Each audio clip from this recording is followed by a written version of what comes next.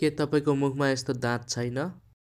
या अगाडिपट्टि दाँत मिसिङ छ? के उपचार गर्न सकिन्छ त? र उपचार गर्दा कति खर्च लाग्छ? यस्तै कुरा बुझ्नलाई भिडियो अन्तिमसम्म हेर्नु है त। यदि तपाईको मुखमा यसरी नै दाँत छैन र दाँत लगाउन चाहन्छ भने हामीसँग 3टा अप्सन छ।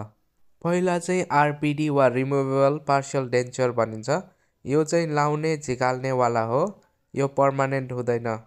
यसको फाइदा भनेको चाहिँ तपाईले जब चाहन्छ तब निकाल्न वा लगाउन सकिन्छ र यो सस्तो पनि पर्छ। यसको बेफाइदा भनेको चाहिँ तपाईले आफ्नो मुखमा केही हालेको जस्तो फिल हुन्छ र कहिलेकाहीँ झर्ने, खस्ने वा हराउने हुन सक्छ र खाना खाँदाखेरि यसमा अड्किने धेरै हुन्छ। त्यसले गर्दा फोहोर घाउ हुने हुन्छ। र यसको प्राइस चाहिँ 500 देखि लिएर 1500 वा 2000 सम्म लिन सकिन्छ। जतिवटा दाँत मिसिङ छ त्यति नै बढ्दै जान्छ। र अर्को अप्सन भने फिक्स पार्शियल डेन्चर हो। यो चाहिँ फिक्स रहन्छ, यो तपाईले निकाल्न सकिँदैन। यसमा चाहिँ दाँत नभएको साइडको दाँत हुन्छ नि, त्यसमा चाहिँ सपोर्ट लिएर फिक्स दाँत बनाउँछ। जस्तै यसमा बिचमा दाँत छैन यो साइडको दाँतलाई अलिअलि काट्छ यसरी। र त्यसपछि नापी लिएर यो ल्याबमा पठाइन्छ र ल्याबबाट यसरी दाँत जोडेर आउँछ र यो साइडको दाँतलाई चाहिँ पिलर जस्तो सपोर्ट लिएर बिचको दाँत बढिन्छ।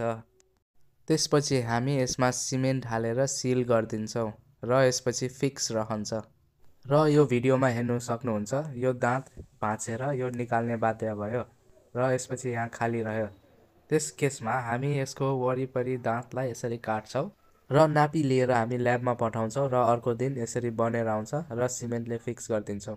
त्यस्तै अर्को दाँत 2टा मिसिङ छ भने नि त्यही गर्छौँ। साइडको दाँतलाई यसरी काट्छौँ र नापी लिएर ल्याबमा पठाउँछौँ। त्यसपछि सिमेन्टले सिल गरिदिन्छौँ। यसको फाइदा भनेको चाहिँ यो फिक्स रहन्छ र बलियो पनि हुन्छ। यसरी हराउने, झर्ने, खस्ने हुँदैन। यसको बेफाइदा भनेको चाहिँ यसरी वरिपरि दाँतलाई काट्नुपर्छ। यसमा धेरै सफा गरेर मेन्टेन गर्नुपर्छ। र यसको प्राइस भने चाहिँ मेटेरियल्समा डिपेन्ड गर्छ। कस्तो मेटेरियल्सले बनाए हुन्छ त्यसमै डिपेन्ड हुन्छ। मेटेरियल्स चाहिँ 5000 को नि पाइन्छ, 10,000 को नि पाइन्छ वा 20,000 को नि पाइन्छ। जति पैसा बढ्यो त्यति नै राम्रो देखिन्छ।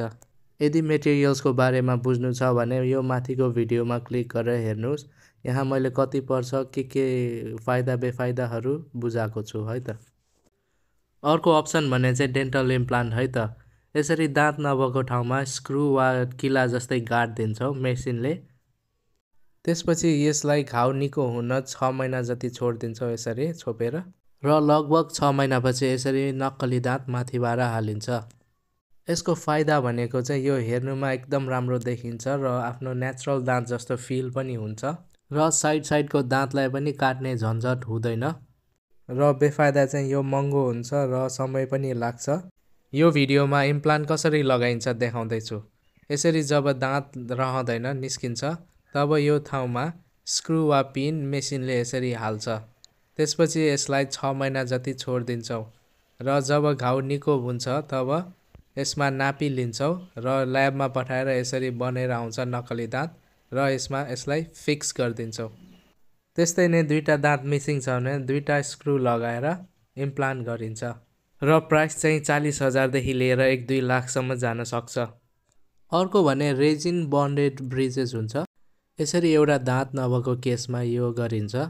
यसरी बाहिर ल्याबबाट दाँत बनेर आउँछ यसरी र यो साइडमा सिमेन्टले टाँसिदिन्छौँ यसरी दाँतमा।